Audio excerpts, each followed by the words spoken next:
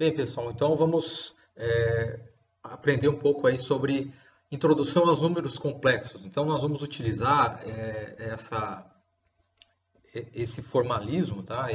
Esse tipo de ferramenta matemática para estudar, no caso aí, nós estamos vendo a disciplina de vibrações. Nós vamos ver que você pode representar uma determinada vibração, a solução de uma equação em um sistema vibracional, ela pode ser dada em termos de uma solução complexa, né? Então vamos ver o que significa isso. Então, os números complexos, antigamente eles não se sabia que isso existia, não se conhecia esse conceito, tá? Então, o conceito primário que nós temos é o conceito de número, né? Então, um número, ele representa uma quantidade, uma grandeza, né? E essa grandeza, né, um número que nós dizemos, um número n, né, nós podemos usar aí um valor aí, um valor x, para representar quem é esse número. Esse número vai pertencer ao conjunto que nós conhecemos dos números reais, tá? Então, o número real, ele é simplesmente, né, você pode representar uma quantidade real, né, sobre uma reta, sobre um eixo, né, e a partir de uma certa origem nesse eixo, né, um zero nesse eixo, você pode marcar aqui as posições de qualquer número real, né, tanto positivos, né, quanto negativos. Eu não desenhei o lado negativo do eixo, tá? Então, o número ele pode ser representado aí como um ponto na reta real, como nós chamamos, tá? Mas aí acontece o seguinte, né?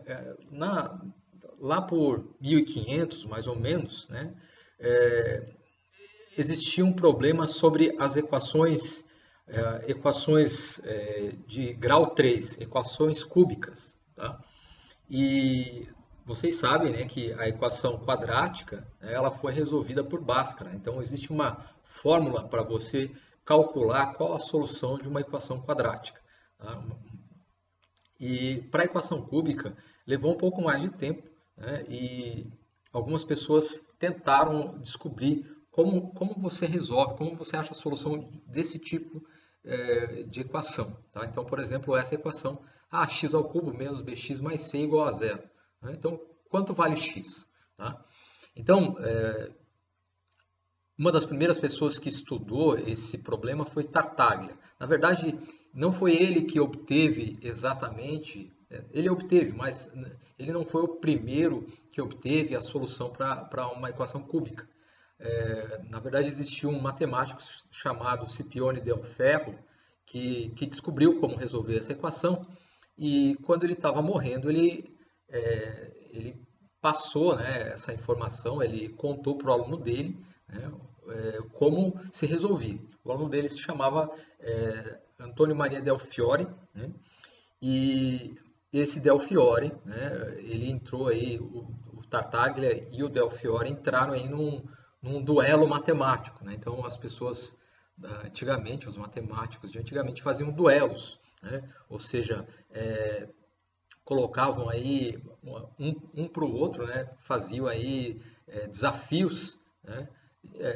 De modo aí que se o outro não resolvesse, existiria uma penalização, ou teria que pagar um valor para o outro, etc. Tá? Então, o aluno do Scipione del Ferro, tendo a solução dessa equação cúbica, ele achou que ele sabia, né? Ele poderia aí, desafiar qualquer pessoa, né, com relação a essas equações, que ele conseguiria vencer. E aí ele desafiou o Tartaglia. E o Tartaglia lá no finalzinho do prazo para responder as perguntas, né, do Fiore, né, ele conseguiu achar uma expressão para resolver esse tipo de equação. A expressão que tanto Tartaglia quanto Del Ferro acharam era essa expressão, tá, desse tipo, tá? Uma expressão parecida com Bhaskara, né? Vocês podem ver que tem os coeficientes A, B e C, né? E você faz aí uma raiz cúbica, tá? E então o Tartaglia ele tinha aí essa equação e ele conseguiu aí com isso vencer vários duelos matemáticos aí e ganhar dinheiro provavelmente com isso. Tá? Então, eu não cheguei a ler a parte histórica sobre isso, vocês podem até procurar, mas provavelmente ele ganhava dinheiro com isso, porque ele não era muito rico. O outro era o Delfiore, era mais pobre que ele ainda. Então, eles não tinham matemáticos, hoje em dia não tem dinheiro. Imagine lá em 1500 como deveria ser. Tá? Mas existia um matemático mais famoso que era o Cardano, né? De onde vem ali o eixo Cardano. Né? E o Cardano ele queria publicar um livro. Né? E nesse livro, escrito por ele, né? Ele queria colocar a solução do Tartaglia. Só que o Tartaglia não contava para ninguém como ele resolvia essa equação. Tá? Então, o Cardano tentou convencer o Tartaglia a fornecer essa solução para a publicação. O Tartaglia não quis, né? Mas aí com insistência do Cardano, aí, ele contou, né, por meio de um poema, né? Imagina escrever essa equação aqui por meio de um poema. Né? Vocês podem procurar na internet, tem o poema. Tá? E mais tarde, né, o que aconteceu é que o Cardano ele acabou não publicando a solução do Tartaglia, mas sim ele foi atrás aí da informação que o Scipione del Ferro tinha, e a partir daquela informação ele publicou, né, uma solução parecida com essa, né, a expressão que o Del Ferro tinha era parecida com essa, né, e ele conseguiu aí, e ele deu crédito, né, tanto para o Del Ferro quanto para o Tartaglia, mas o Tartaglia ficou bem bravo com ele, né, porque tirou o segredo dele e ele provavelmente não conseguiu mais ganhar dinheiro com isso. Né, então, aqui está o Ars Magna, né, do Cardano, né, Hieronymus Cardanus, né, Cardani, né? Então foi aqui nesse livro que ele publicou essa equação. Essa equação ela gera um problema, né, com relação às raízes de números negativos. Tá? Então foi aí que surgiu essa polêmica de como você extrair uma raiz quadrada, não a raiz cúbica, mas sim uma raiz quadrada de um número negativo. Se isso aqui for negativo, como é que você faz para extrair essa raiz? Né? Após aí o trabalho do Cardano, isso foi desenvolvido também por Bombelli, né? Rafael Bombelli, e ele publicou nesse livro, né? Aqui eu não coloquei na ordem aqui, desculpe. Né? Ele publicou nesse livro aqui a álgebra, né? Do Bombelli, instruções de como você poderia extrair a raiz de um número negativo. Então aqui, por exemplo, como eu posso extrair a raiz do número -1? Né? Então não se conhecia, né, um método. Por exemplo, se você tem a raiz do número +4, número +4 você pode fazer a raiz 2 vezes 2 dá +4, mais 2 vezes mais 2 dá 4. Mas -2 vezes -2 também dá +4. Mas não existia um método para você obter a raiz de um número negativo.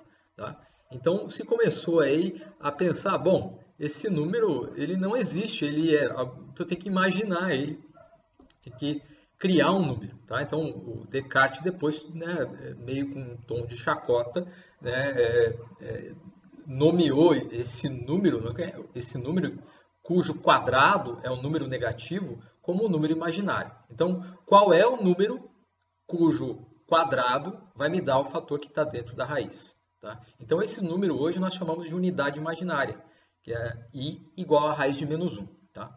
Então, a partir dessa unidade imaginária, você tem como obter a raiz de qualquer número negativo. Por exemplo, se eu faço a raiz de -9, raiz de -9. Né? Então, a partir desse artifício você consegue resolver. Tá? Então, o Cardano, por exemplo, o Cardano e o Bombelli utilizaram esse tipo de conceito, né? E com isso, né, com essa unidade imaginária, na verdade a ideia aqui, o segredo é você, além da reta real, você adicionar um outro eixo. Tá? Então um eixo adicional e você sair da representação numa linha reta e partir para a representação num plano. tá? Então, nós não vamos tratar um número real. O número real você precisa só de uma quantidade numérica para representar esse objeto matemático. Mas o que nós vamos chamar de um número complexo, você precisa de dois números para representar esse objeto matemático. Tá? Então, nós vamos chamar um número complexo de um par de números x e y. O x está ao longo de um eixo que nós vamos chamar de eixo real, e o y está ao longo do outro eixo que nós vamos chamar de eixo imaginário. Esse eixo imaginário ele diz respeito a quantas unidades imaginárias você está carregando no número. Tá? Então, em vez de representar um ponto ao longo de uma reta, na representação dos números reais, para números complexos eu preciso de dois números, x e y, de modo que eu tenha aí um plano, né? Uma representação num plano. Tá? Então, você precisa de duas coordenadas, a coordenada x e a coordenada y para especificar esse ponto. Tá? Então, esse se chama o plano complexo, né? E eu vou representar esse número z por um par de números, um par ordenado, x, né? O quanto tem da parte real, então RE de z é a parte real do número complexo e IM de z é a parte imaginária do número complexo. A parte imaginária diz respeito a quantas dessas unidades imaginárias eu tenho. Tá? E nós vamos chamar o conjunto dos números complexos de C. Né? Bom, então esse número complexo nós vamos representar aí por meio de uma flecha, semelhante ao que nós temos aí com vetores. Tá? Na verdade, você pode, de certo modo, aí, fazer uma associação entre vetores e números complexos, mas são objetos matemáticos diferentes. Enquanto que para um vetor, aqui eu tenho um eixo de coordenadas, que é um eixo, vamos supor, um eixo espacial, e aqui um outro eixo de coordenadas, que é um eixo espacial também. Aqui no plano complexo, o que acontece? Esse eixo real, ele diz respeito a um conjunto numérico, tá? É o conjunto dos números reais. E esse eixo diz respeito a um outro conjunto numérico, que é o conjunto dos números imaginários. Quando você junta os números reais e imaginários, você tem a formação aí de um número complexo. Tá? Então, nós vamos usar vetores para indicar que ponto do plano você está. Então, esse ponto aqui indica um número complexo. Se você vem para esse ponto, você tem o outro, etc. Tá? Nós podemos escrever, então, um número complexo dessa maneira, como um par ordenado, né? Ou também, como é mais comum, dessa forma aqui. Tá? Então, o número complexo Z é igual à parte real x, tá? Então ele tem parte x real, mais uma parte imaginária ao longo desse eixo y. Tá? Então, a coordenada x no eixo real e a coordenada y no eixo imaginário. Tá? Então, essa é a representação que nós vamos utilizar. Okay? Esse plano complexo também se chama plano Argand-Gauss. Né? Então, também tem esse nome aí na literatura. Tá? Nós vamos definir um outro objeto matemático na teoria dos números complexos que se chama complexo conjugado.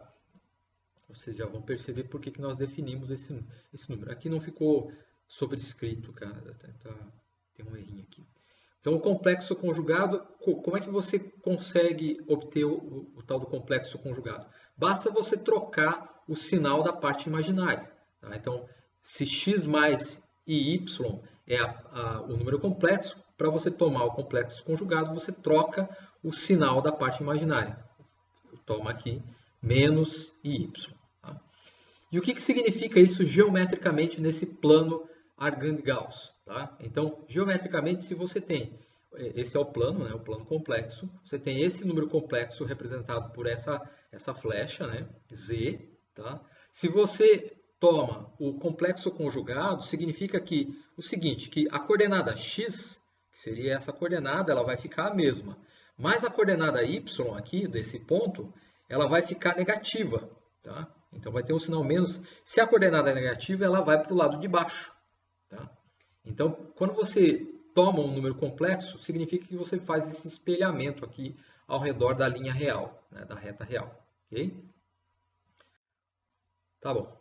Então, vamos ver agora como você pode fazer operações algébricas, aí, a álgebra dos números complexos. Então, para números reais, né?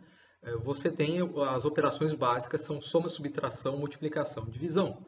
Para números complexos também você pode fazer essas operações, né, que nós conhecemos. Então a soma e a subtração, a multiplicação e a divisão. Tá? Então nós vamos poder ter essas 4 operações.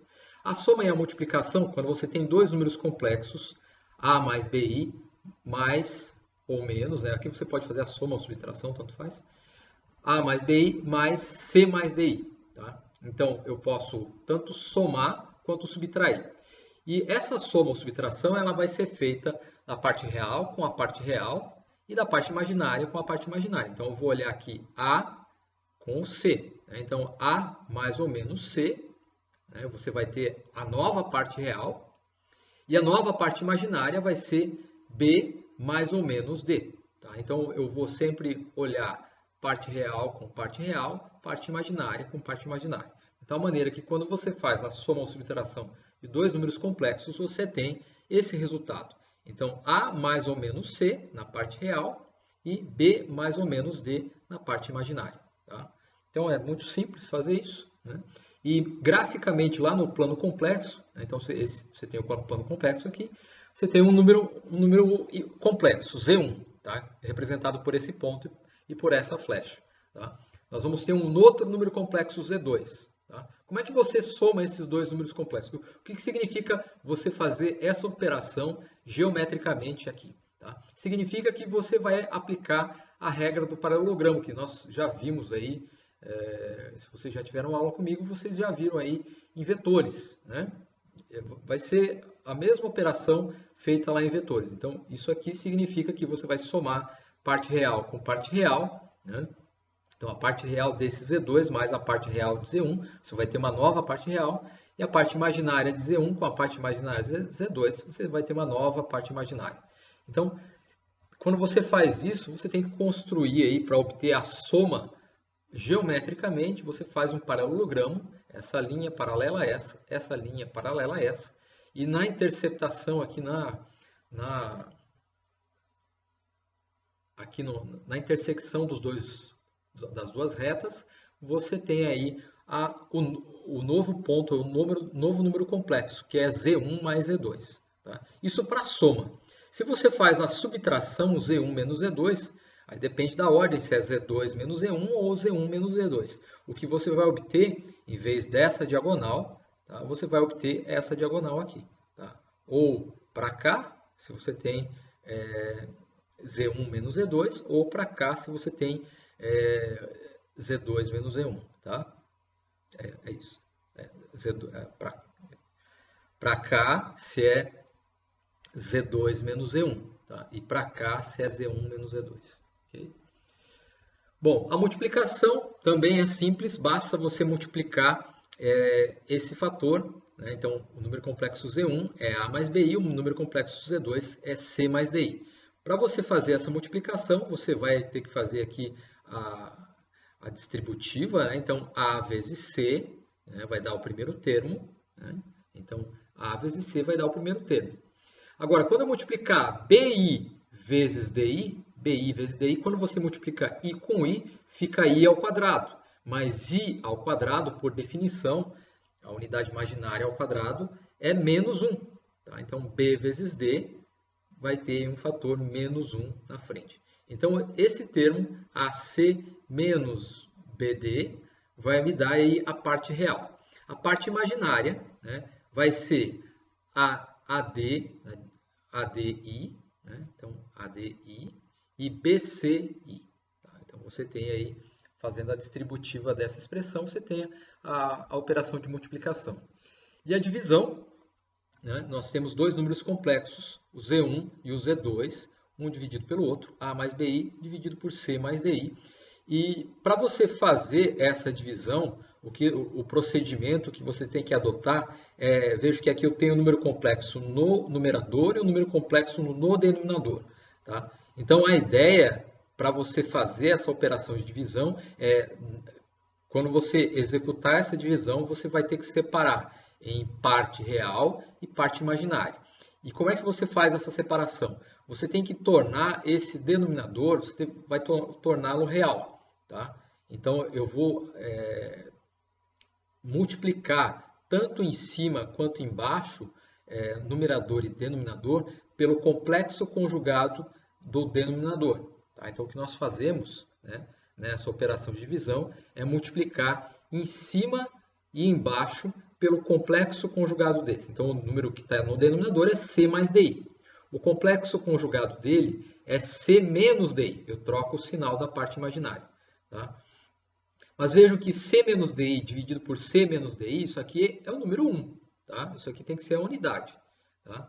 Então, por definição, aqui na verdade você já teria que saber fazer a divisão de dois números complexos. Né?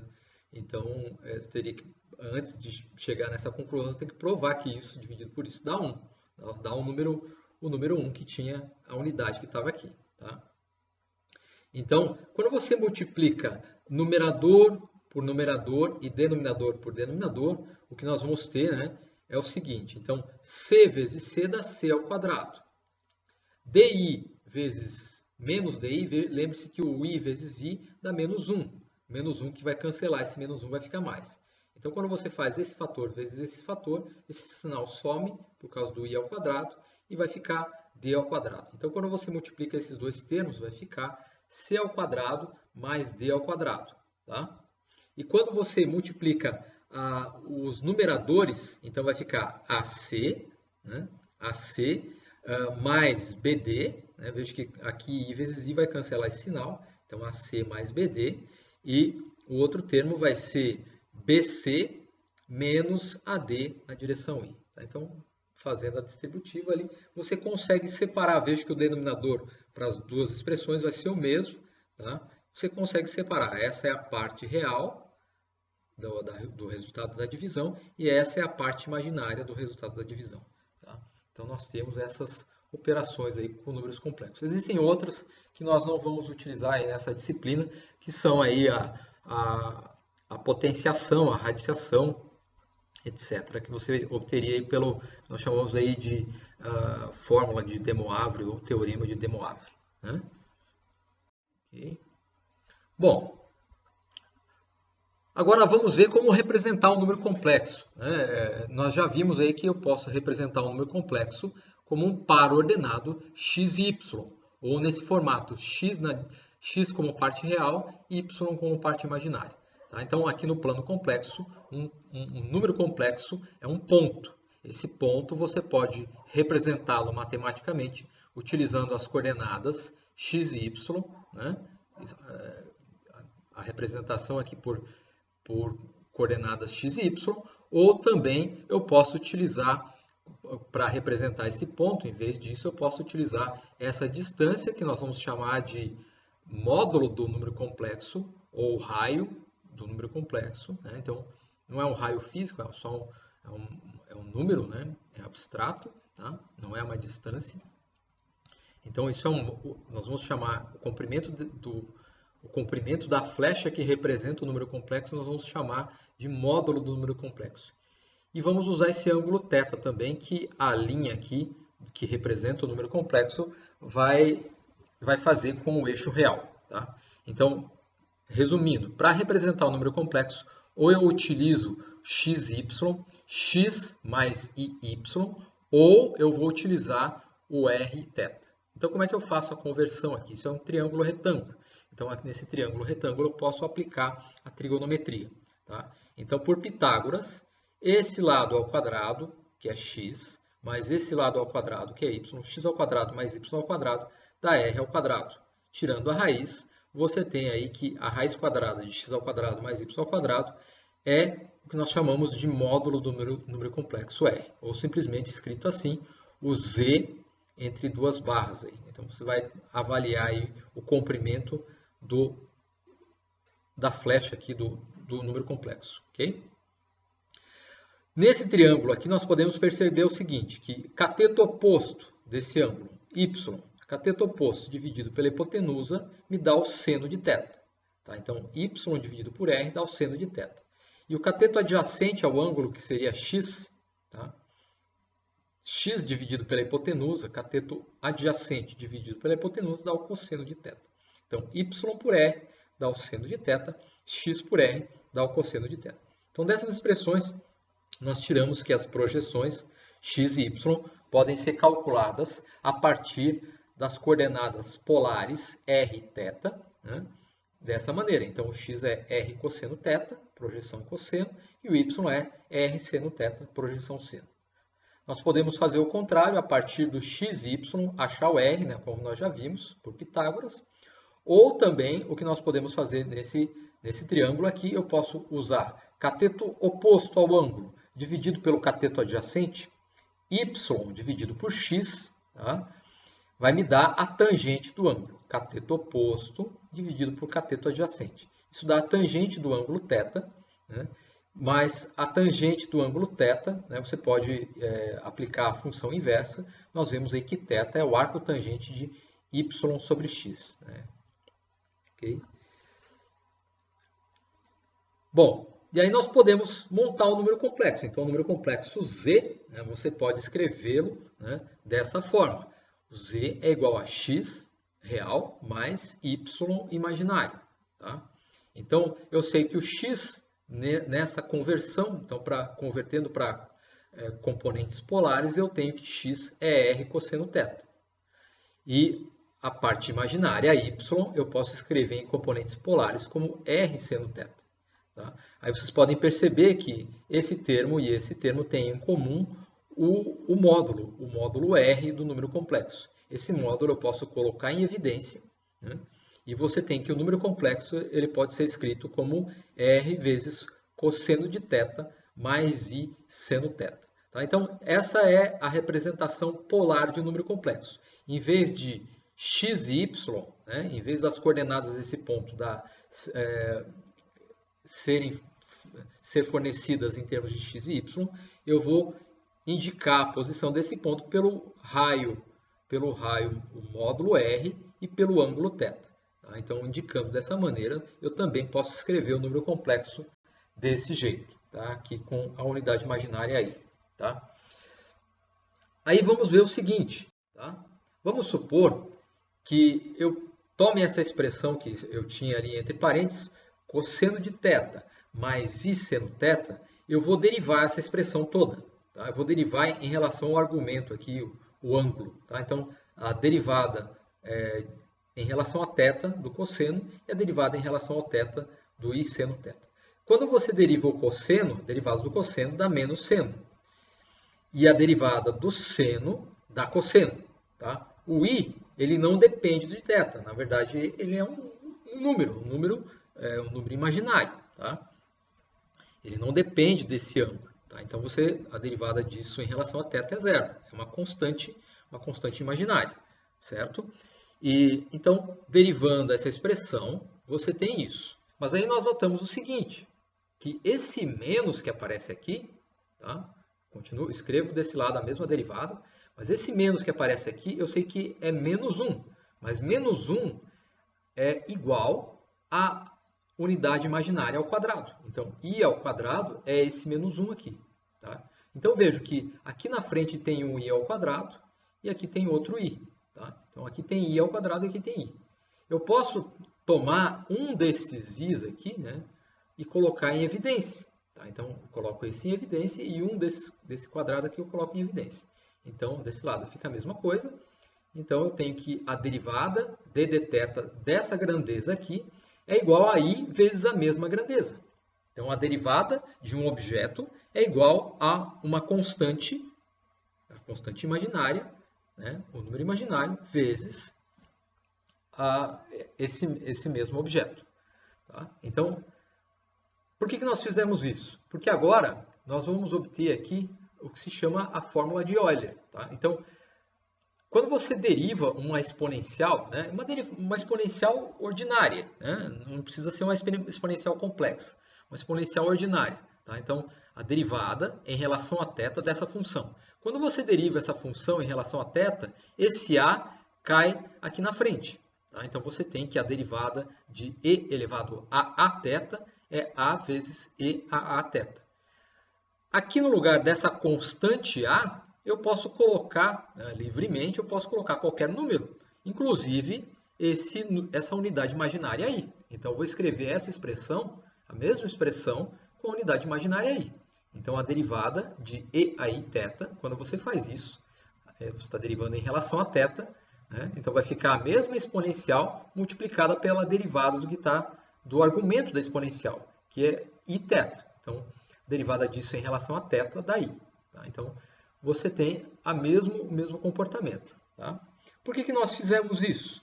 Aí você compara essa expressão, essa derivada, com essa derivada aqui. E o que você conclui? Estou derivando em relação a θ, d de θ, d de θ. Veja que aqui tem um i e aqui tem um i. E aí você compara esse objeto aqui, então a derivada desse objeto é igual a i, né? É igual a i vezes a derivada desse objeto. Então, o Euler, de maneira muito astuta, né, muito inteligente, ele percebeu o seguinte, que na verdade isso tem que ser igual, tá? Para que essa relação seja possível, e a i θ tem que ser esse número, né?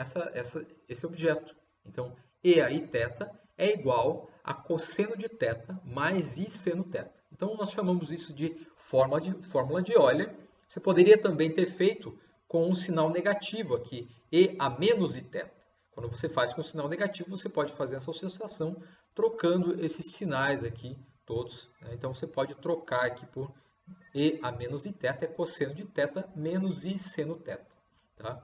Mas aí nós lembramos que esse objeto, cosseno de θ mais i seno θ, apareceu na representação polar do número complexo. Tá? Então nós podemos escrever, resumindo, né, nós podemos escrever o número complexo z como um par ordenado, xy, parte real, parte imaginária. Então nós podemos escrever também desse jeito, parte real mais i de parte imaginária, yi a parte imaginária. Nós podemos escrever como r cosseno de θ mais i seno θ pela representação polar. E agora, utilizando essa representação polar junto com a fórmula de Euler, nós produzimos outra maneira de escrever a forma polar de um número complexo. Então, se eu multiplico isso daqui por r, né, cosseno de θ mais i seno θ, por essa fórmula, é a mesma coisa que e elevado a i θ. Na verdade, aqui eu poderia ter colocado um mais ou menos aqui também, né? Mais ou menos, mais ou menos, mais ou menos, e aqui também mais ou menos, se você quisesse. Tá? Então, eu tenho todas essas formas de representar um número complexo. Para nós, o que nós vamos utilizar na disciplina de vibrações é a forma polar aqui, em termos de uma exponencial complexa. Tá? Então, vejam que a fórmula de Euler relaciona as funções trigonométricas seno e cosseno com uma exponencial complexa, certo? Essa apresentação está quase acabando. Tá? Então, nós temos outras fórmulas aí. Né? Então, vamos supor que eu tenha essa fórmula de Euler, né? EA mais Iθ é igual a cosseno de θ mais I seno θ, e a outra fórmula com sinal negativo. Tá? Vamos supor que eu some essas duas exponenciais. Quando eu somar essas duas exponenciais, vejam que mais I seno θ vai cancelar menos I seno θ, e você vai ter o dobro do cosseno de θ. Tá? Então, quando eu somo esses dois, a exponencial positiva e a exponencial imaginária negativa, o que acontece é que eu obtenho o dobro do cosseno de θ. Então, nós podemos dizer que o cosseno de θ, o dobro do cosseno de θ, é igual à soma dessas duas exponenciais. Então, eu posso escrever o cosseno desse jeito. Mas também eu posso fazer a subtração dessas duas expressões, e a mais Iθ e e a menos Iθ. Então, eu vou subtrair, né, e a mais Iθ menos a exponencial negativa aqui. Tá? Quando eu fizer a subtração agora, cosseno de θ vai subtrair menos cosseno de θ, vai zerar essa parte. E eu vou ter aqui mais I seno θ menos o menos I seno θ. Então, menos com menos vai ficar mais. E no caso aqui você vai ter o dobro do I seno θ. Então, quando você faz a diferença dessas exponenciais complexas, você vai ter aqui o dobro 2i seno θ. Então, você pode inverter essa relação e obter que seno de θ é a subtração das exponenciais dividido por 2i. Tá? Então, essas são as expressões aí que você pode utilizar aí também para relacionar exponenciais complexas com funções trigonométricas. Eu não expliquei tudo o que existe sobre números complexos, nós vamos precisar até esse ponto, tá? Tem mais detalhes, né? Mas a aula não é só sobre isso. Então, eu tenho que ir para outro tópico, ok? Então, vamos lá. Então, essa